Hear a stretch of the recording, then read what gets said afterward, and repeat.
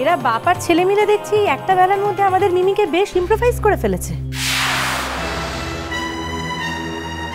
তা না করে তো আর উপায় নেই ভূমি। আর আমার মেয়েটাও আর এক হয়েছে, বোকা গাধা একটা। আসলে এরাও তো খুব ভালো করে বুঝে গেছে না যে এই বাড়ির ছেলের আর যাই হোক অন্তত কোনো ভদ্র বাড়ির মেয়ে কপালে জুটবে না।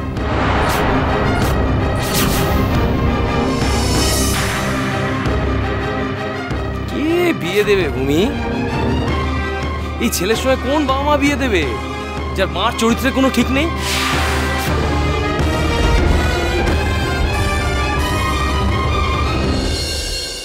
ছেলে নিজের কাকার সঙ্গে যে মা পালিয়ে গেছে, কে বিয়ে দেবে? তাছাড়া আজ বাদে কাল তোমায় যদি লোকে জিজ্ঞেস করে শুভবাবু মেয়ের কোথায় দিয়ে দিলেন, কি তার বংশ, কি উত্তর দেবে তুমি? উত্তর দিতে পারবে? বানিয়ে বানিয়ে চারটে মিথ্যে কথা বলা ছাড়া তোমার কোনো উপায় থাকবে না। আর তুমি যা মানুষ মুচকা, তোমার দ্বারা সেটা সম্ভব নয়, বলতে পারবে না তুমি।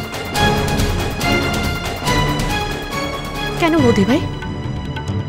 দাদা ভাই, জেম্মা, জেঠু বা বসু মল্লিক বাড়ির আর কেউ তোমার মায়ের পরিচয় দিতে লজ্জা পায়? কই পায় না তো। কি বলে তুমি? তুমি আমার মাকে জুডোর মায়ের সঙ্গে এক আসনে বসাচ্ছ? হ্যাঁ, কিসের আলাদা বৌদি ভাই? কাগজে যা লেখালেখি চলছে তাতে তো বরং আজ না হয় কালে কথাটা উঠবে। তাহলে আজ নয় কেন? এই তো সাহস!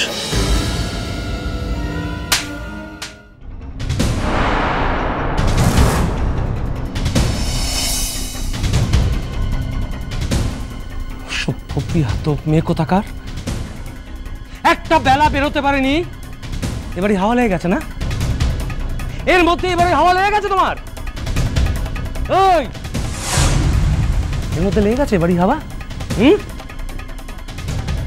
শুভবাবু, মিমি এ বাড়িতে আসাতে দুটো খুব আপত্তি করেছিল। মিমিকে বারবার বলেছে ও যেন বাড়ি ফিরে যায়।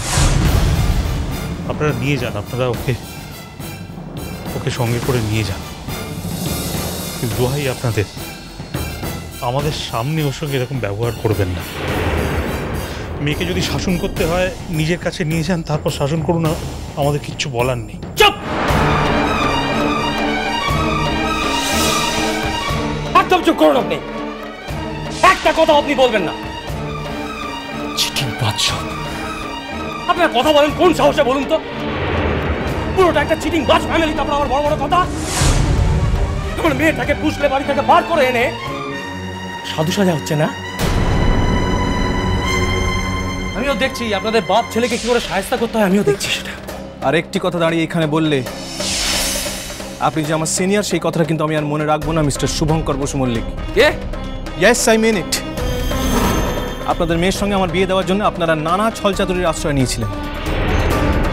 আর আপনি, yes, you are the person যিনি আমাকে শর্ত দিয়েছিলেন। তখন তো আর বুঝিনি যে ব্যাপারটা এত দূর গড়াবে। কি করে ভাববো বলো তো, কি করে ভাববো যে তোমার মা একজন চরিত্রহীন মহিলা? আর সেই এক রক্ত তো তোমার মধ্যেও বইছে জুডো।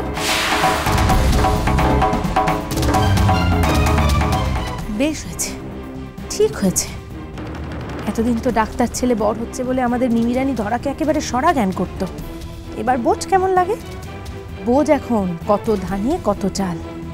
তোকে আমি ডাক্তার বরের ঘর করাচ্ছি, দাঁড়া।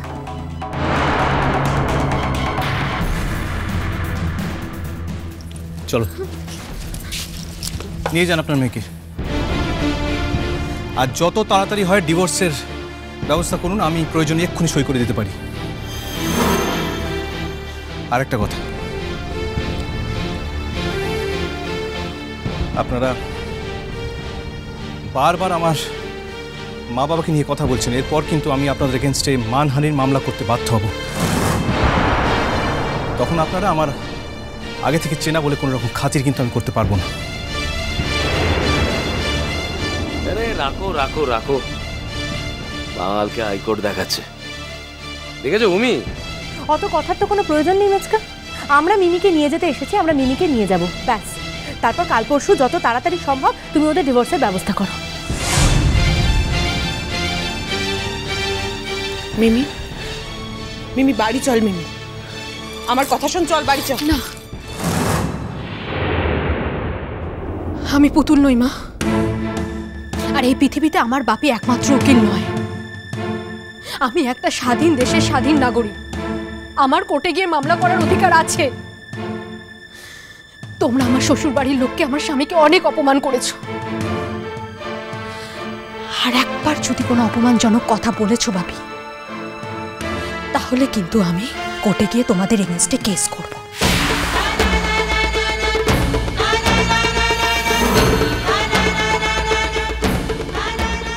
এটা কে কথা বলছে মেচকা?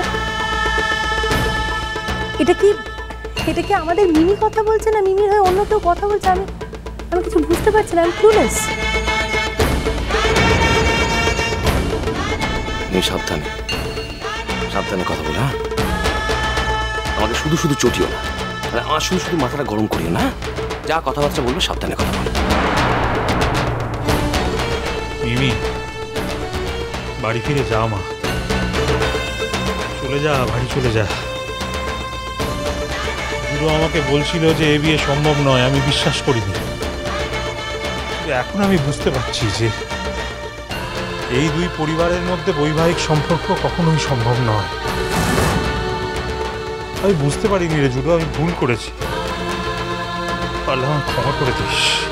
বিয়ে যেমন দুটো পরিবারের মধ্যে হয় বাবা, তেমন দুটো মানুষের মধ্যেও হয়। এখন না হয় দুটো পরিবার নাই থাকলো এই বৈবাহিক সম্পর্কে। দুটো মানুষের মধ্যেও থাকবে না। মিমি ভয় পেয়ে জুডো তোমাকে গা থেকে ঝেড়ে ফেলার চেষ্টা করছে, সেটা বোঝো। যদি তোমাকে ও ভালোই বাসতো তাহলে এই সিচুয়েশনে ও রুখে দাঁড়াতো। বিয়ের পরে ও তোমাকে কি দিতে পারবে, কি শান্তি দেবে, কতটুকু শান্তি দেবে ও তোমায়, বলতে পারো? মিমি, মিমি আমার কথা শোন মা, জেদ করিস না। চল আমাদের সঙ্গে বাড়ি চল, আমরা ভালো ছেলে দেখে তোর আবার বিয়ে দেবো। চল মা, আমাদের সঙ্গে বাড়ি চল। চল চল। মিমি, মিমি, মিমি, মিমি কথা শোনো। মিথ্যা আটকালে না কেন? চলে গেল তো। ছাড়ো তো, ছাড়ো তো। সব দেখান, সব দেখান, সব নাটক নাটক। নিজেরা যেমন এক একটা নাটকবাজ, আমার মেয়েটাকেও সেরকম ট্রেনিং দিচ্ছে। মিমি, মিমি, তুমি এই মুহূর্তে বেরিয়ে আসো বলে দিচ্ছি। শোনো মিমি, একটা মানুষকে জোর করে সবকিছু করানো যায়, কিন্তু বিয়ে করানো যায় না। বেরিয়ে এসো। আমি তোমাকে আর অ্যাকসেপ্ট করতে পারবো না মিমি। বেরিয়ে এসো আর বাড়ি যাও।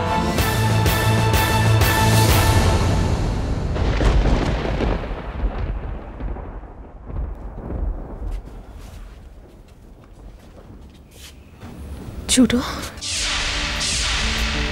আমি সবটাই নিজের দায়িত্বে করে নিয়েছি। শাড়িও পরেছি, গয়নাও পরে নিয়েছি, কিন্তু স্বামী থাকতে নিজের হাতে সিঁদুরটা পরে কি করে বলো?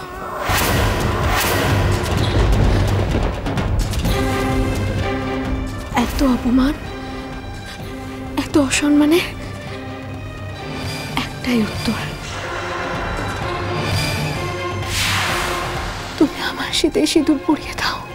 মেচকা, মেচকা খবরদার, সিঁদুর পরাতে দিও না ওকে। মেচকা, একবার সিঁদুরটা পরিয়ে দিলে সর্বনাশ হয়ে যাবে।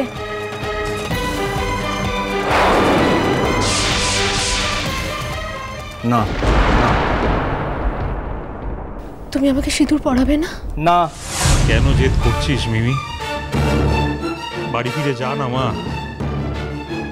তোর বাবা আরো অনেক ভালো ছেলের সঙ্গে তোর বিয়ে দিয়ে দেবে। ফিরে যা, এই অশান্তি আর ভালো লাগছে না।